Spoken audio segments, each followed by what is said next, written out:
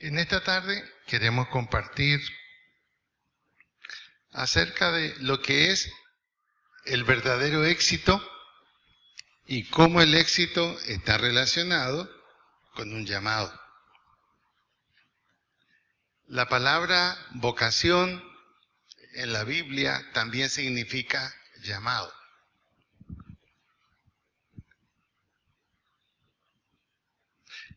¿Se puede vivir sin un propósito?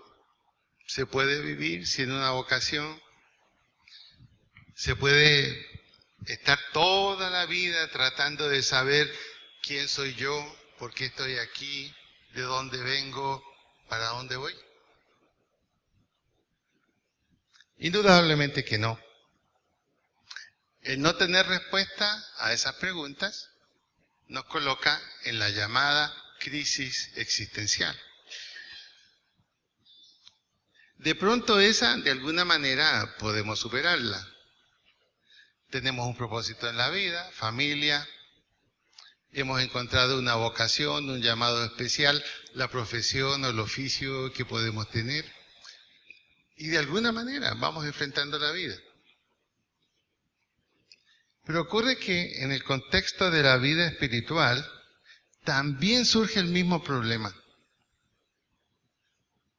Y viene la pregunta, bueno, soy cristiano, pero ¿cuál es el propósito que Dios diseñó para mi vida? ¿Cuál es mi llamado? Porque ser cristiano no responde absolutamente nada.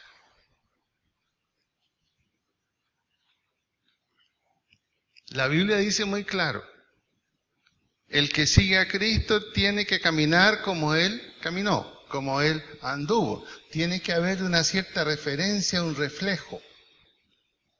Y eso tiene que ver con un propósito. Ahora, acepté a Cristo, nací de nuevo, tengo vida eterna, mi nombre está escrito en el libro de la vida, pero bueno, ¿para qué razón Dios me llamó? ¿Para qué razón Dios me salvó? ¿Cuál es el propósito de mi vida? Ahora, hay muchos cristianos que pueden morir sin saber cuál era el propósito que Dios tenía para ellos. Y hay otros que sabiendo el propósito no lo quieren hacer. Ambas cosas producen una vida cristiana no necesariamente feliz y realizada. Por ejemplo, Pablo antes de morir, ¿qué dijo? He guardado la fe, he guardado mi testimonio, he hecho lo que se me mandó a hacer. O sea, Pablo sabía cuál era su propósito y lo cumplió. O sea que nuestra realización en la vida cristiana es conocer el propósito que Dios tiene para mí. Y es diferente para cada uno. No es el mismo. Y hoy más que nunca necesitamos saber eso. Vamos a ir a Gálatas capítulo 1, versículo 15. Dice así: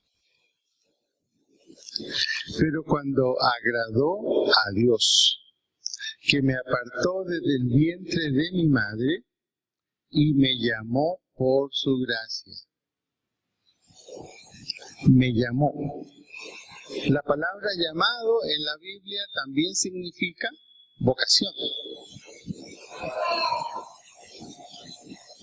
Y en ese sentido entonces,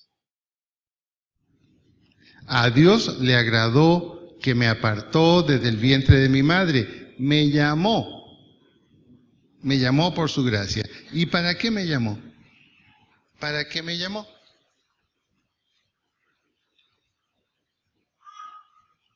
Eso es lo que yo tengo que descubrir.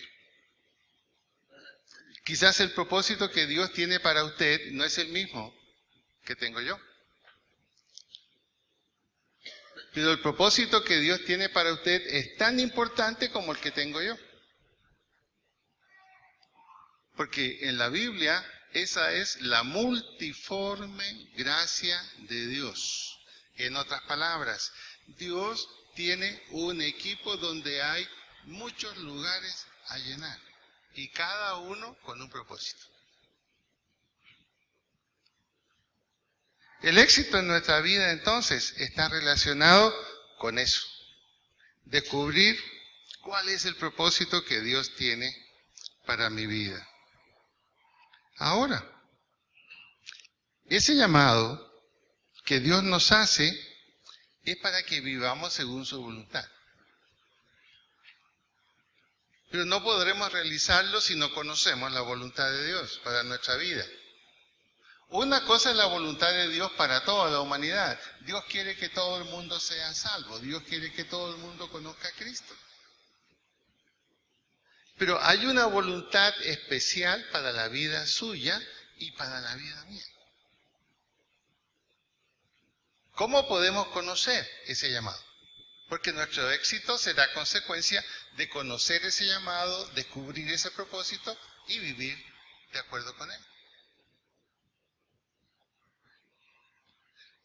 Implica cumplir nuestro destino. Implica poner en práctica el potencial que Dios nos ha dado. Varios escritores que han tocado este tema, ellos dicen lo siguiente: un alto promedio de cristianos no son conscientes del potencial que tienen para la obra de Dios. Es decir, son grandes potenciales, grandes posibilidades para Dios que están allí quietos, dormidos. Y la pregunta es, ¿qué pensará Dios respecto de eso? ¿Se conformará Dios solamente con que hayamos creído en Él? ¿Con que le hayamos aceptado en nuestra vida? ¿Con que vengamos a la iglesia y que leamos la Biblia? Yo creo que no. Y la Biblia también dice lo contrario. El ejemplo, Jeremías. Si usted mira el capítulo 1 de Jeremías, va a descubrir algo interesante. Jeremías era un creyente. Jeremías era parte del pueblo judío. Él confiaba en Dios y conocía en Dios, pero estaba muy tranquilo hasta ese punto. Y de repente Dios le cambia todo el panorama. Le dice: Jeremías, te he escogido para una tarea, vas a ser mi profeta y vas a ir a tal parte. No va a ser fácil, pero el potencial tuyo y el llamado tuyo es ese. ¿Y qué dijo Jeremías? No, de ninguna manera. Yo estoy cómodo en el nivel en que estoy. Además, aún soy muy niño, se atrevió a decir. Aún soy muy niño, en otras palabras, déjame que esté más tiempo preparándome, me falta mucho. ¿Y qué le dijo Dios? No digas que eres un niño, porque eso no es cierto. Tienes más de 30 años. Dios no hubiera llamado a un menor de edad judío. Y la mayoría de edad los judíos a los 30 años. Tienes 30 años, no eres ningún niño. Irás a donde yo te diga y vas a hacer lo que yo te mande hacer. Ahora, la pregunta es, ¿necesitamos nosotros llegar a un momento en que Dios nos tenga que hablar de esa manera? Va a llegar ese momento si nosotros no hacemos la tarea por nuestra parte. Va a llegar el momento en que Dios nos va a decir: mira, ¿sabes una cosa? Ya. No sigas con malas disculpas. No sigas diciendo que no estás preparado, que todavía te falta. Lo vas a hacer porque tienes el potencial, tienes la capacidad y ese es el propósito que yo tengo para ti. En Efesios capítulo 4:1, el apóstol Pablo dice lo siguiente: yo pues, preso en el Señor, os ruego que andéis como es digno de la vocación con que fuisteis llamados. Como es digno del propósito de la tarea que Dios ha puesto en tus manos. Y esa tarea está de acuerdo con el potencial que Dios te ha dado. Y aquí tenemos que pensar algo muy serio. Dice la Biblia, al que más le es dado, más le es demandado. Mire el potencial que usted tiene. ¿Qué es lo que Dios le ha permitido llegar a hacer? Dios me permitió a mí terminar la primaria. Gloria a Dios, hay un propósito para que lo haga conforme a ese potencial. No, yo pude terminar el bachillerato. Fantástico, gloria a Dios. Dios tiene un propósito equivalente a ese potencial para que sea realizado. No, Dios me permitió un grado universitario. Y más aún, una especialización universitaria. Ahí la cosa se pone difícil. Ahí se aplica entonces lo que dice la Biblia. Al que mucho le es dado, ¿qué sigue? Mucho le es demandado.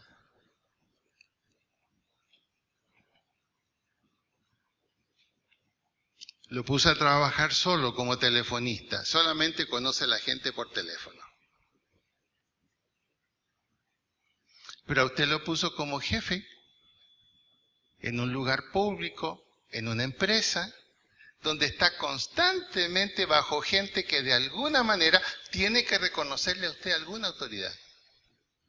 Ahí la cosa se pone difícil. ¿Por qué? Al que mucho le es dado, mucho le es demandado. En otras palabras, Dios no gasta en nosotros, Dios invierte. Y cuando usted invierte algo, ¿qué es lo que espera recibir? ¿Qué espera recibir? Ganancias, intereses. Ese fue el problema del que no cumplió la tarea cuando su amo le dio una porción de dinero, unos talentos. Y cuando llegó el momento de las cuentas, él dijo, mira, lo he guardado, no se ha perdido nada. Y en vez de premiado, resultó castigado. De manera que es serio nuestro propósito a la luz de Dios. Definamos el verdadero éxito. El verdadero éxito consiste en esto: conocer el propósito o el llamado de Dios en nuestra vida. Primera cosa. La segunda, desarrollar ese llamado, desarrollar ese propósito al máximo. Y tercero, dejar un legado en la tierra a través de cumplir nuestro propósito.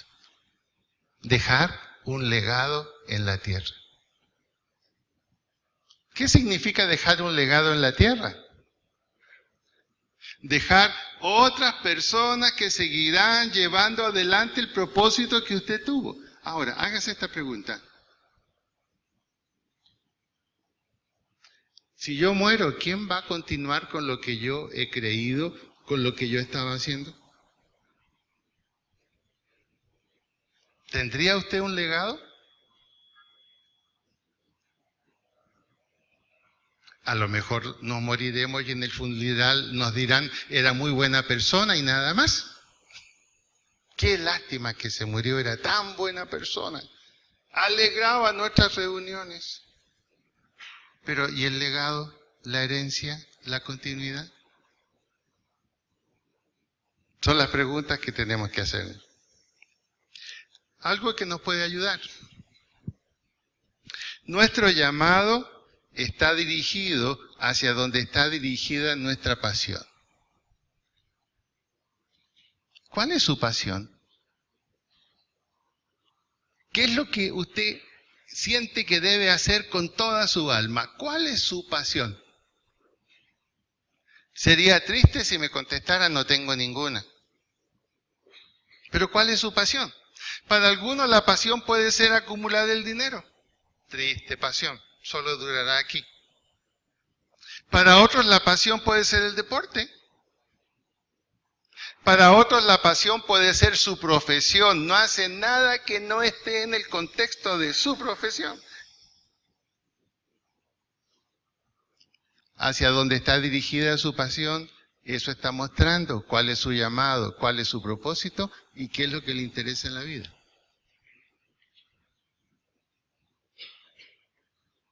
Algunos su pasión es la familia y nada más. Y qué pena, si llega a morir la familia en un accidente y queda solo, se le acabó la vida. No. ¿Será que a veces nuestra pasión está mal dirigida?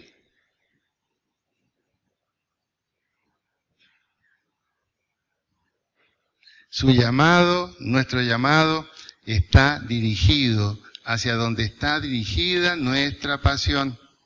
Lo que usted ama es un indicio que le permite saber hacia dónde va usted, cuál es su llamado y cuál es su propósito. Pregúntele al que está al lado, ¿qué es lo que tú realmente amas en la vida?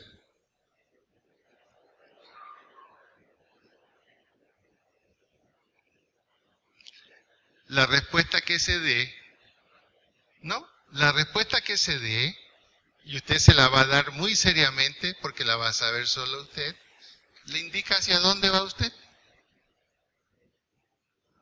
Pero no nos vaya a pasar lo de Jonás, que la dirección en que Jonás quiso ir hacia donde él amaba ir, no era la dirección que Dios quería.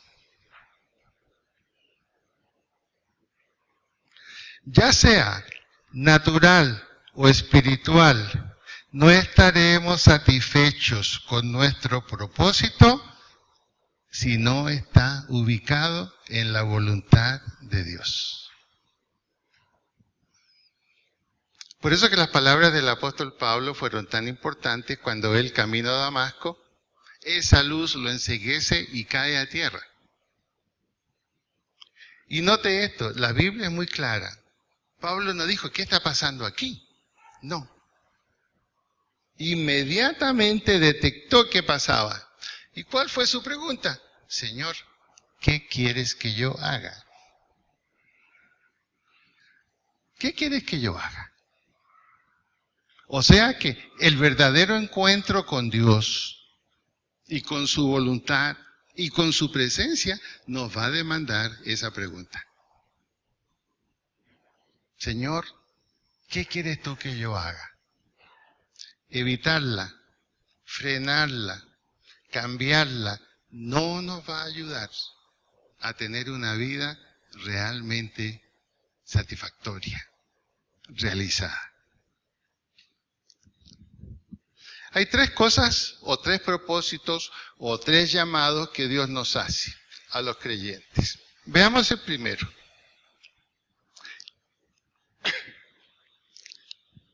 El Salmo 138, 8. Dice así, la palabra del Señor. Antes de conocer los llamados que Dios tiene, el creyente debe pensar así como dice acá. Jehová cumplirá su propósito en mí. Son las palabras de David. Él sabía que el propósito de Dios estaba sobre la voluntad de él. Jehová cumplirá su propósito en mí. Tu misericordia, oh Jehová, es para siempre. No desampares la obra de tus manos. David está diciendo, por mi propia cuenta yo no voy a descubrir el verdadero y gran propósito de mi vida. Soy obra de las manos de Dios. El propósito de Dios para mi vida será cumplido por Él, en la medida en que yo lo permita. Habrán algunos casos en que Dios va a usar mucha disciplina. Con Jeremías fue un regaño como de un papá, pero con Pedro no. Aún después que Pedro se arrepintió, se reconcilió con el Señor, restauró su relación con Él después de haberlo negado, Él insistió en hacer las cosas por su propia cuenta. Y el Señor Jesús lo llama y le dijo, ven acá. Cuando tú eras joven, te ceñías e ibas a donde querías y podemos agregar, hacías las cosas como tú querías. Pero ahora no. Ahora que eres viejo, ahora que ya has crecido, ahora que estás con una tarea que yo te he puesto en tus manos, no vas a hacer como tú quieras. Irás donde se te diga que debes ir.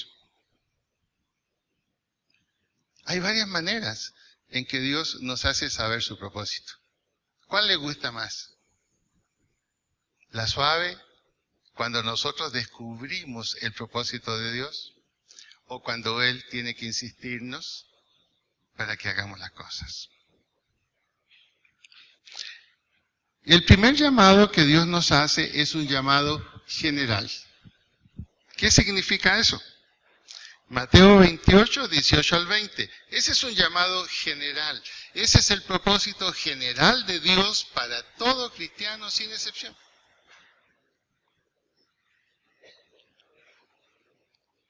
Y ese propósito es ser discípulos y hacer discípulos. Ser discípulos y hacer discípulos.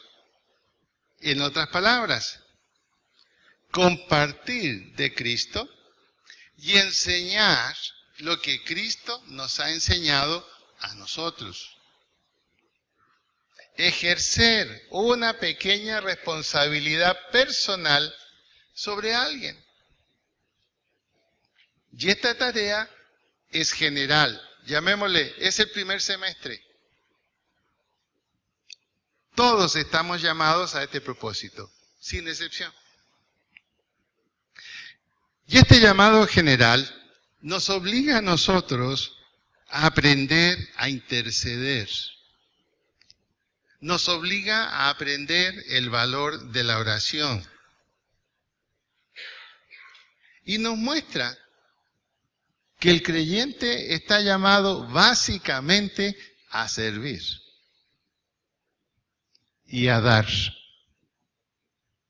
En este llamado general es donde aprendemos que más bienaventurada cosa es dar tiempo, dar servicio, dar la palabra a otros, enseñar a otros. Todas las expresiones del dar, incluyendo nuestros recursos económicos. Es el llamado general para cualquiera. Cualquiera que se diga cristiano. Y las áreas de servicio, las tareas a cumplir son tanto dentro de la iglesia como fuera de la iglesia. Este es el llamado general. Este es el contrato con Dios. Nuevo nacimiento, salvación, vida eterna, seguridad en Él, el respaldo de Él, Jesús el buen pastor, proveedor, etc. Pero ¿cuál es nuestra parte? Nuestra parte es hacer discípulos, compartir de Cristo con otros, interesarnos por otras personas, interceder por otras personas, servir y dar. Y ese servir puede implicar todo. Puede ser en algún momento limpiar los baños de la iglesia, o visitar a un hermano enfermo que necesita que le ayuden a ordenar un poco la casa y lavarle los platos porque no se puede levantar. Eso también implica. No les veo alegres con esa noticia. Pero estamos hablando de eso. ¿Qué hizo el buen samaritano? Se bajó del caballo, le dio los primeros cuidados al herido, lo levantó, lo puso en su caballo, él se fue a pie y lo ayudó a que no se cayera del caballo. O sea, la atención de emergencia se la dio él. Y después cuando llega al hostal, dice, acomódamelo por favor en una cama, está pendiente de él, aliméntalo y cuando yo vuelva voy a pagar todo lo que él gaste. Eso está dentro del llamado al servicio general. No son tareas solo del pastor o de un líder, no, es el llamado general que tenemos todos. ¿Cómo la ve?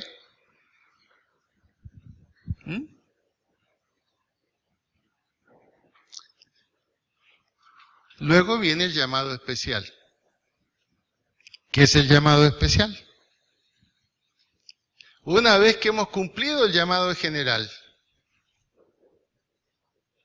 Dios pone una unción especial en nosotros y se nos da cierta autoridad de acuerdo a las habilidades especiales que hemos desarrollado para cumplir tareas un poco más responsables. Esto ya no es solamente una tarea de servir en general, es una tarea de servir en cuanto a formar seriamente a otras personas. Y para eso, ¿qué necesitamos? Haber pasado la primera etapa. ¿Cuál es el gran problema en las instituciones militares? Cuando se nombra un general a dedo, que jamás caminó al lado de soldados, ¿qué piensan los soldados? ¿Lo respetan? No. Ellos tienen un término bien interesante. El mejor general para ellos es el general tropero. ¿Por qué le dicen general tropero? Porque ha estado en medio de la tropa todo el tiempo, ha chupado polvo igual que todos. Ahora, nosotros necesitamos quemar el llamado general. No podemos saltarnos etapas. Y si llegamos a saltarnos etapas, no le quepa la menor duda que Dios nos va a tomar y nos devuelve otra vez a la primera etapa. Dios es un Dios de orden. Ahora, cuando hemos fracasado en cumplir con el llamado general de Dios, Dios no nos puede dar más responsabilidad. No podemos pasar al llamado especial. 3 preguntas tenemos que hacernos entonces. ¿Ha hecho usted el llamado general? ¿Ha hecho usted el llamado general? A lo mejor puede saber mucho. Quizás puede conocer mucho de la Biblia. Pero ¿ha hecho el llamado general en cuanto al servicio, a dar, a interceder y a estar con personas? La segunda pregunta. Si no lo ha hecho, ¿quién lo ha detenido? ¿Quién lo ha frenado? ¿Quién lo ha frenado?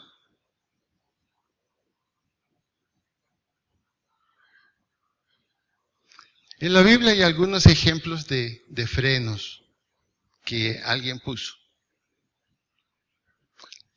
Alguien se acercó al Señor Jesús y le dijo: Señor, quiero estar contigo. Quiero ir donde tú vayas. Quiero estar en lo que tú haces. Estoy dispuesto a seguirte donde tú vayas. Jesús le dijo: me parece bien. Nunca voy yo a rechazar a alguien que está tan dispuesto. Ok. Inmediatamente ven, camina conmigo. Vamos. Y el hombre se frenó y dijo: sí, pero un momentito. Mira, tengo algunas cosas que hacer antes de esto. Y son cosas que no puedo evitar. ¿Y qué tienes que hacer? Mira, yo tengo que enterrar a mi padre. Seguramente Jesús le dijo: bueno, pero tu padre no ha muerto. ¿Qué me quieres decir? Lo que me quieres decir es que no vas a salir de tu casa hasta que tus padres no sean ancianos y hayan muerto. Y le dijo una frase muy fuerte: deja que los muertos entierren a sus muertos. Es decir, hay tiempo para vivir, hay tiempo para trabajar, y cuando llegue el tiempo de morir, entonces actuaremos. Y el hombre se alejó entristecido. ¿Cuál fue su freno? Como alguien dijo, estaba dispuesto, pero no disponible. Cuando a veces alguno de ustedes quiere organizar una reunión, miren, ¿qué les parece tal día? Y todos dicen: de acuerdo, listo, ahí estamos. ¿A qué horas? ¿Qué llevamos? Bueno, hay que llevar esto y esto y esto. Ah, sabes, mira, tengo un problema ese día. No voy a poder ir, qué lástima. Sí, estaba dispuesto, pero no disponible. En el caso de ese hombre de la Biblia, entonces, ¿hacia dónde estaba dirigido su amor y su pasión? A estar en la casa de sus padres. Un segundo caso. Señor, maestro, yo quiero estar contigo. Estoy listo a seguirte donde tú digas. Y Jesús le dice, contéstame algunas preguntas primero. ¿Ha guardado todos los mandamientos? Sí, desde mi niñez. ¿Y ahora qué quieres? No, quiero estar contigo, quiero tener la vida eterna, quiero ser un siervo tuyo, quiero caminar contigo. Jesús le dice, de acuerdo, ven. Pero hay algo que va a ser de mucho peso si quieres venir a este llamado especial. Vende todo lo que tienes porque o te dedicas a cuidar y gerenciar lo que tienes o te dedicas a estar conmigo. ¿Y cuál fue la reacción del joven? ¿Cómo voy a dejar mis cosas en manos de familiares si esto lo tengo que manejar yo? Se entristeció y dijo, no estoy disponible. No estoy disponible. Ahora, yo les digo esto. Gente dispuesta abunda. Cualquiera que esté en una empresa tiene la experiencia que cuando se quieren hacer planes, todo el mundo levanta la mano. Pero cuando hay que hacerlo, ¿están todos? Le toca al que organizó. El que organizó tiene que limpiar, adornar, colocar la silla, estar pendiente que lleguen los refrigerios. Y si la cosa no funciona, todos lo critican. Qué mal organizado está esto.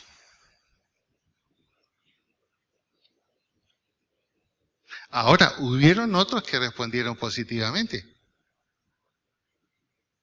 En Marcos capítulo 5, después que un hombre que estaba endemoniado fue sanado por Jesús, Marcos 5 fue sanado por Jesús, ese hombre le dijo, Señor, yo quiero estar contigo, déjame seguir contigo. Y Jesús dijo, no, este hombre realmente no solamente está dispuesto, está disponible, pero hay un pequeño problema. Primero tiene que hacer el llamado general. Él no está para el llamado específico. ¿Y qué le dijo? ¿Sabes una cosa? Primero ve a tu casa, a los tuyos, cuéntales cuán grandes cosas el Señor ha hecho contigo. ¿A qué lo mandó? Al llamado general.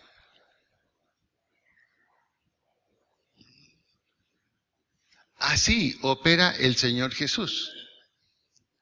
Y así es con usted y conmigo. ¿Qué nos ha detenido? Hágase esa pregunta. ¿Qué nos ha detenido?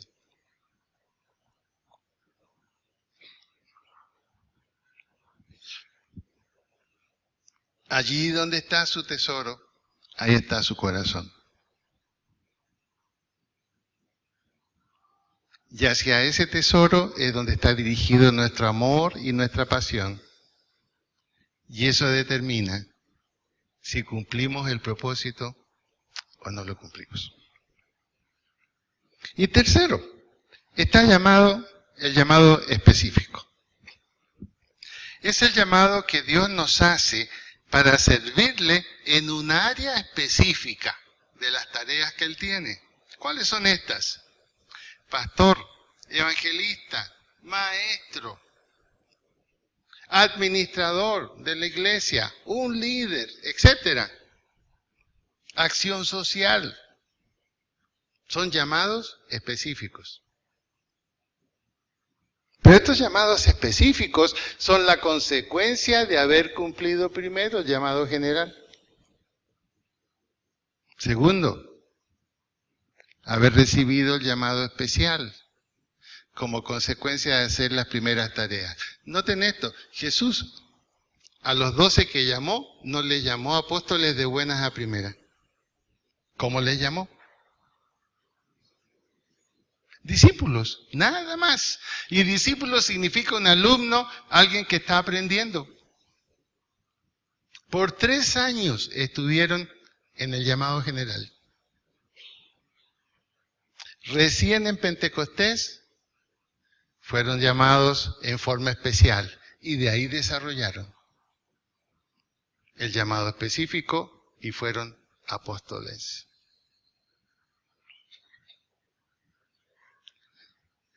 ¿Qué se hace necesario entonces? Número 1, preparación. Para cualquiera de los 3 llamados. Preparación. Incluso hasta para limpiar los baños se necesita preparación.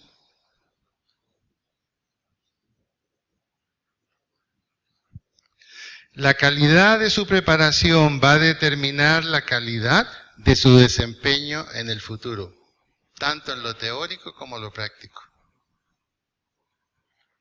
La calidad de su preparación. Prepararse implica tiempo, disposición y esfuerzo. Tiene que ser tanto teórico como práctico. Segundo, algo bien complicado. Carácter.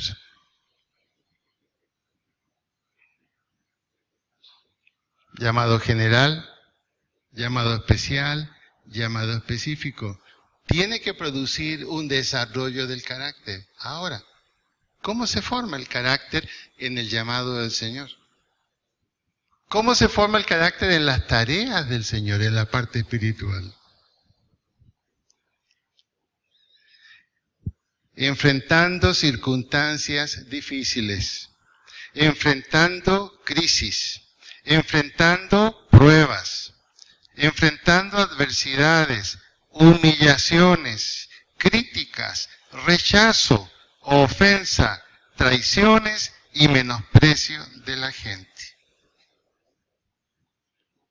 Usted dice, bueno, ¿y eso cómo es posible? Sencillo. Exactamente eso fue lo que Jesús enfrentó en los 3 años que estuvo aquí y lo que enfrentaron también sus discípulos.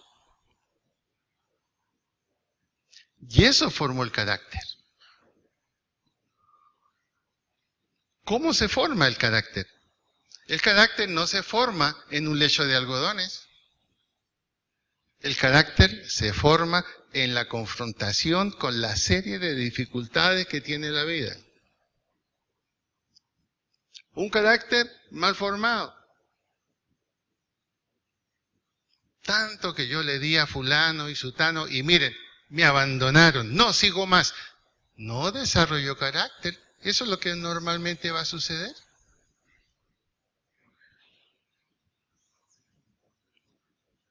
No soporto las críticas. Si no soporta las críticas, difícilmente podrá caminar en lo que Dios quiere. Porque justamente el mensaje y la vida cristiana no es una vida motivante para que alguien la tome. Ejemplo, los discípulos cuando recién fueron llamados. ¿Qué hicieron ellos? Bueno, si este hombre es un rabino, es un maestro, tenemos que ver si vive como rabino. ¿Cómo vivían los rabinos en el primer siglo? Eran equivalentes a profesores universitarios. Tenían su hermosa casa, tenían servidores, y sus alumnos podían sentirse orgullosos. Yo estoy con el rabino tal, yo estoy con el rabino tal. Y Jesús les dijo, vengan y vean dónde vive su maestro. ¿Y qué encontraron? Pero si este hombre ni siquiera tiene una almohada donde poner su cabeza. ¿Qué tipo de rabino es este?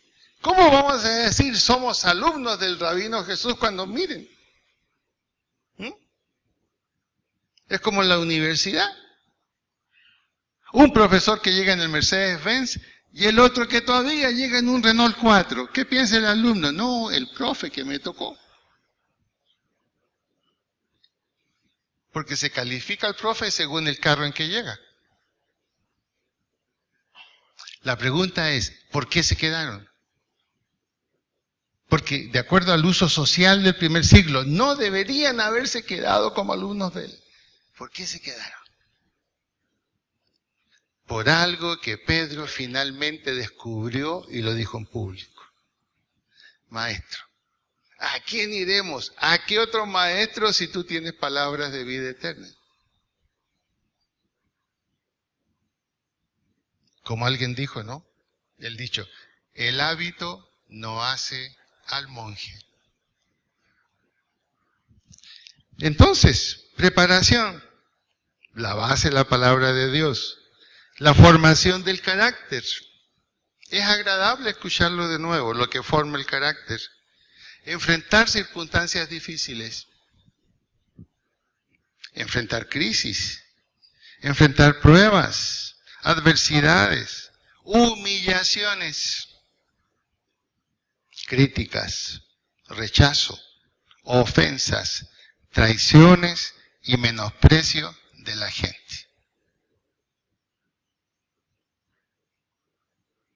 Le pasa a veces a un muchacho que Dios lo llama y le dice a los padres, voy a estudiar teología porque voy a ser pastor.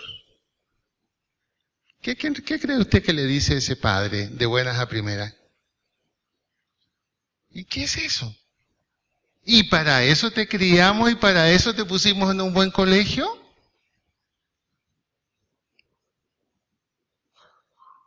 El carácter cristiano es algo sumamente necesario a desarrollar y no se desarrolla con psicólogos al lado o psiquiatras, enfrentando la realidad, confrontando la realidad. Tercera cosa que necesitamos para desarrollar el carácter. Hágase esta pregunta, pero contéstesela a usted. ¿Cuáles son las 3 tareas en la vida que a usted no le gusta hacer y ojalá no tuviera que hacerlas nunca? ¿Cuáles son esas 3 tareas? Que ojalá no las tuviera que hacer nunca, pero a veces le toca hacer. Hay más de 3, ¿cierto? ¿Cierto que hay más de 3? En la formación del carácter, justamente lo que nos ayuda a formar el carácter cristiano es hacer las tareas que no nos gustan hacer.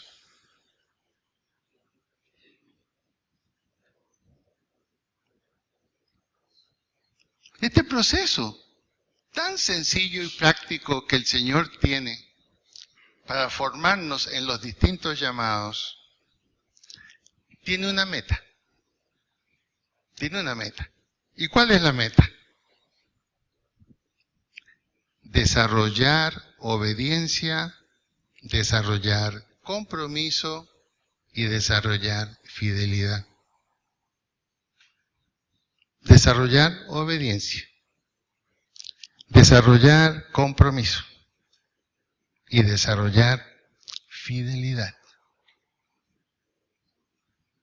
¿Y cómo sabemos que este proceso está dando buen resultado? ¿Hay algún síntoma? Indudablemente que sí. Van a haber síntomas que van a comenzar a mostrarse en nuestra vida, desde el llamado general hacia adelante. Se van a mostrar en nuestra vida.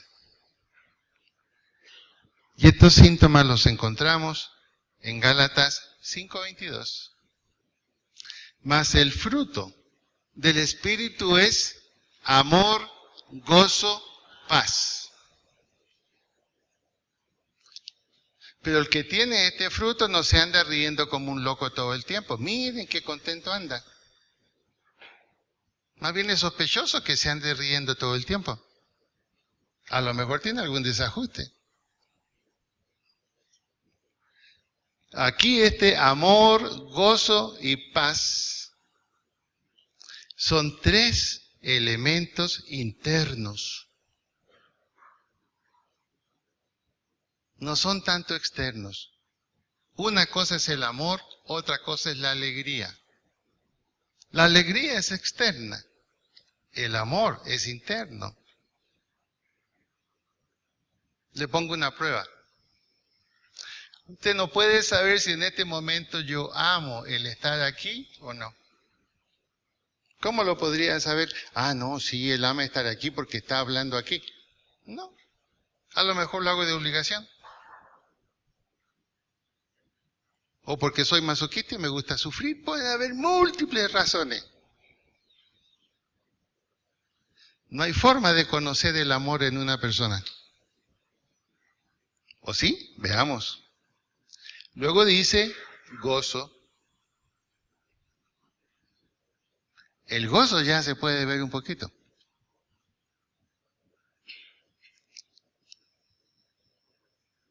Y el tercer elemento es el clave para una persona que ha desarrollado amor, que es la paz. La mayoría de las cosas difíciles no lo desequilibran. Su carácter está listo para afrontar la contrariedad o el afecto.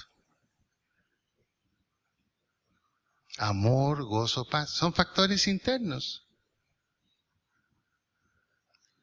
Porque se entiende que es un deber. Tendremos que amar lo que no nos gusta, gozarnos con lo que no alegra y estar en paz en medio de conflictos. Son los síntomas que nos muestran que el carácter se está desarrollando. Pero una persona que dice es cristiano y explota por cualquier razón, dudoso. No ha desarrollado carácter. No ha aprendido a enfrentar las cosas que son contrarias a lo que a él le gusta ni quiere. Luego, paciencia, benignidad y bondad. Estas tres cosas ya son visibles. Pero es porque están las tres primeras. Y finalmente, dice, paciencia, benignidad, bondad, fe, mansedumbre y dominio propio. Ubiquemos ahora estas 9 cosas. Las tres primeras se aprenden a desarrollar en el llamado general. Luego las 3 que continúan en el llamado especial. Y las 3 últimas, que son la meta del carácter, observen qué es. Es fe. Aprender a desarrollar el carácter de confiar, creer y esperar lo que no se ve. La fe es la certeza de lo que se espera, la confianza de lo que no se ve. Es decir, hay un discípulo que es un diablo. Pero yo no lo voy a tratar como diablo. Voy a tener esperanza y fe en la obra que Dios va a hacer en él a través de mí. ¿Eso es fácil? No, no es fácil. No es fácil. Es como ese profesor que tiene que aceptar al alumno chistoso toda la vida. Sí, en la universidad pasa, y esos alumnos que pareciera como que no les importa la materia.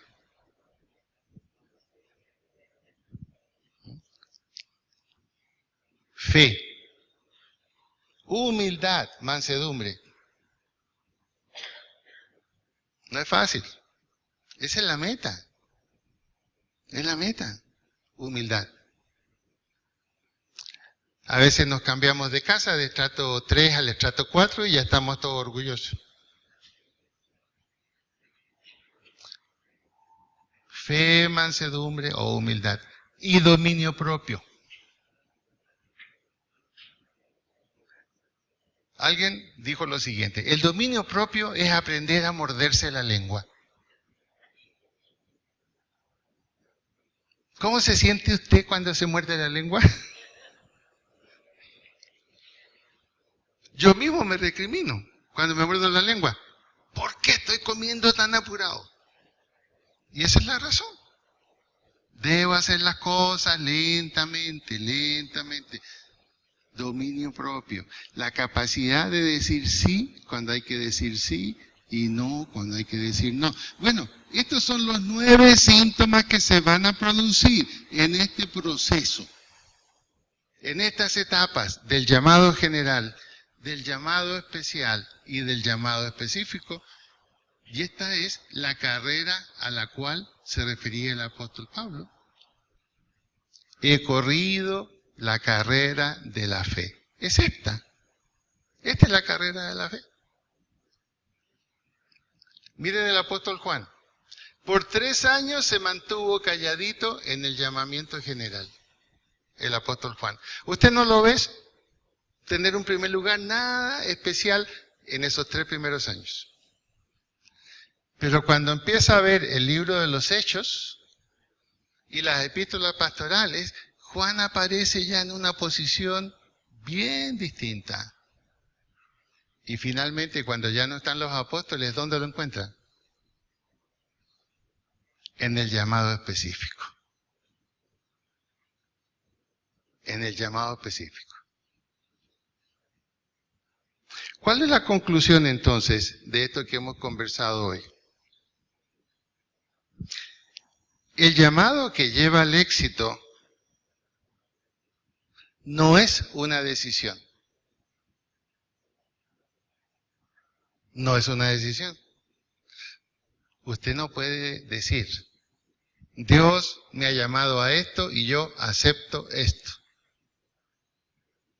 Esa decisión es posterior a descubrir el llamado y el potencial que Dios le ha puesto en su vida. Por esa razón que a algunos que quisieron seguirlo, Jesús lo frenó con mucha diplomacia. Seguir a Jesús no es una decisión, es un llamado, es una vocación, es un propósito que Él tiene. Y cuando yo lo descubro, entonces estoy dispuesto a tomarlo y a seguirlo. La vida cristiana es un proceso y debemos pasar por cada etapa establecida, pero no quedarnos eternamente en esa etapa.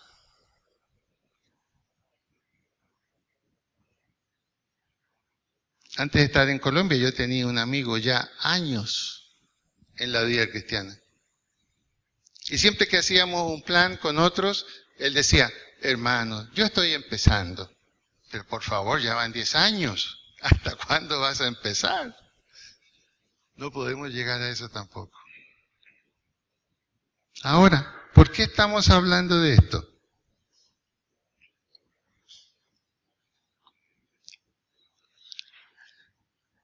En lo personal yo he vivido esto.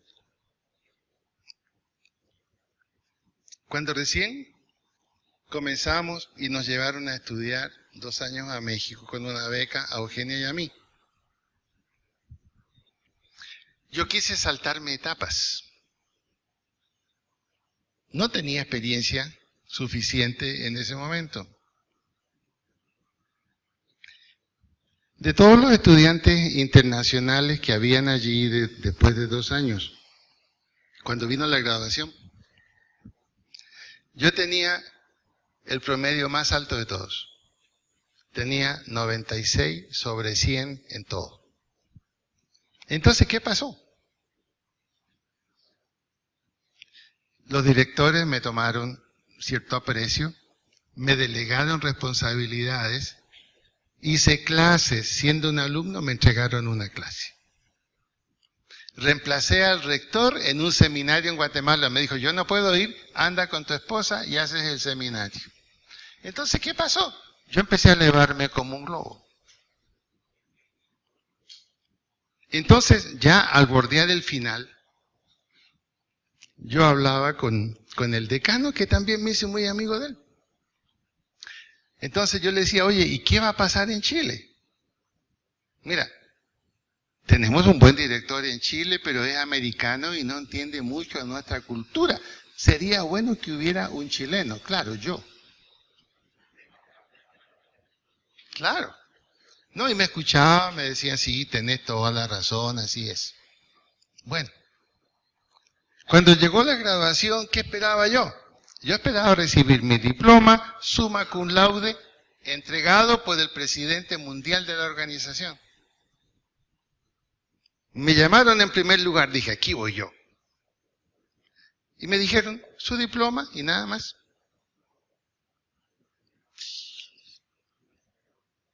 Y después cuando vi las evaluaciones, mejor evaluación sacó mi esposa en lo práctico que yo. Y decía la evaluación, gran potencial intelectual, es el próximo director de la obra en Chile, pero tiene que desarrollar carácter. A mí me dolió eso.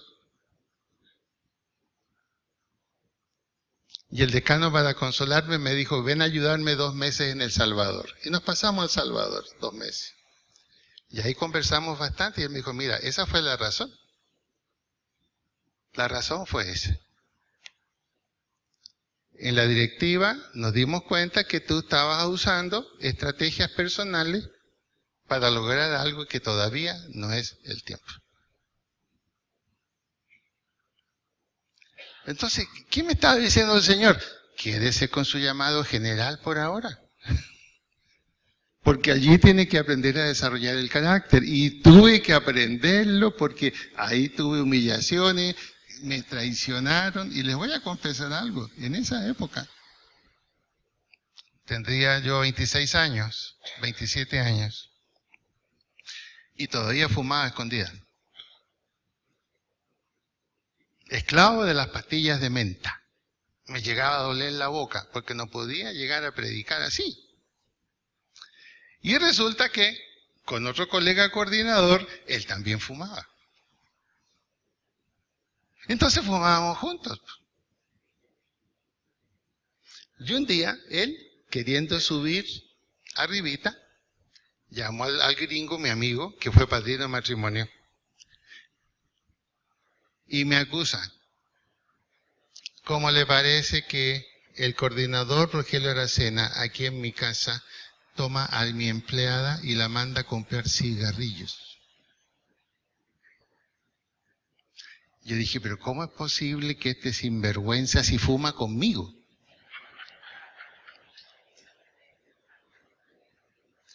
Otra lección aprendida. Maldito el hombre que confía en el hombre. Así que solo confío en las mujeres. Entonces, les estoy hablando de hace bastantes años atrás, de los comienzos. De los comienzos, ¿no? No digan, no es tan, no.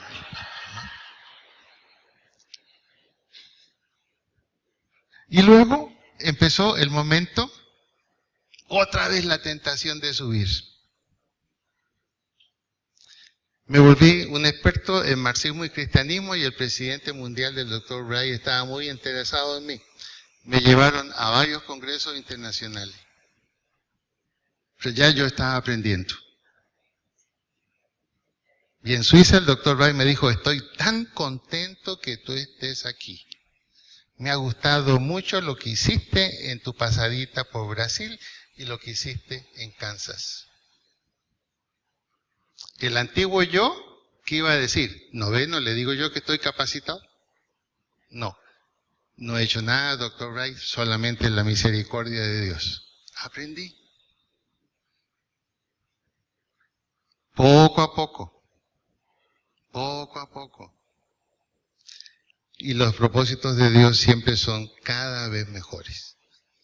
Pero la clave está en el carácter, no es tanto lo que se sabe, el carácter. Levantarse cuando todo se cae. Aprender a soportar humillaciones. Yo aquí soporté una tremenda con el vecino que ahora es mi mejor amigo, hasta piñas me trae. Porque tiene un sembrado de piña bromiel. Me acuerdo. Los varones se acuerdan. Estaban tan preocupados que se volvieron en guardaespaldas. No se iban hasta que yo no me iba. Pero había que actuar así, había que hacerlo. Había que pasar esa humillación. Todos estaban esperando ver al pastor ponerse a pelear en la calle con el vecino. Hubieran corrido al municipio. ¿Se fija por qué no deben estar aquí? Dominio propio. Es un proceso. Entonces, Dios ha comenzado en usted un proceso, pero no lo frene, no lo pare. Lo ha comenzado. En la mayoría de ustedes lo ha comenzado, pero algunos todavía dirigen su pasión y su amor hacia lo que no corresponde. Y Dios tiene un propósito, y a algunos les ha dado avisos. Les ha dicho, mira, ¿ves que yo puedo dar y puedo quitar? Tengo un propósito para ti, hazlo. Y ahora que estamos con un nuevo plan, sobre todo de trabajar fuerte con la juventud, y las noticias que hay sobre ya los preparativos para eso son buenísimas. Me contaba Víctor, por ejemplo, de un muchacho muy bueno que teníamos aquí y que se había ido, por muchas razones personales de él, pianista. Y me cuenta Víctor que vino el otro día. Víctor, le mandé un mensaje, le dije, supe que habías estado en la iglesia, bienvenido hombre, bienvenido. Y me contestó, amén, un abrazo, estoy listo. Dios está preparando las cosas. Y todos tenemos un propósito. Y el próximo año será el cumplimiento del propósito personal de cada uno. No se quede. No se quede. Dios tiene algo para usted y para mí. Pero comience con el llamado general. Y Dios le va a levantar. Dios le va a levantar y le va a sostener. Lo invito a que oremos. Pongámonos de pie.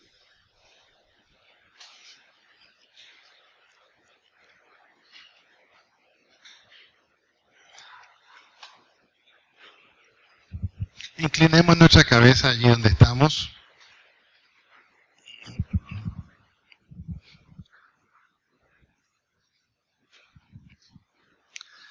Lo invito a que, en pocas palabras, ore con el Señor. De pronto puede decirle algo como esto. Señor, yo no me puedo hacer más el leso. ¿Cómo voy a negar el potencial que tú me has dado? Está ahí, lo he visto. Y cuando me he atrevido a ponerlo en práctica, he visto el resultado.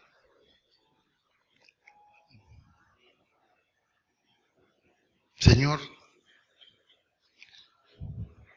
si ya descubrí el propósito tuyo en mi vida, el lugar específico que tú quieres que yo tenga, ayúdame, Señor, a ponerlo en práctica, a realizarlo. Que pueda dirigir mi pasión y mi amor hacia ese propósito, porque ese propósito tendrá vida eterna. Ese propósito será el legado que yo dejaré cuando tú me lleves a tu presencia.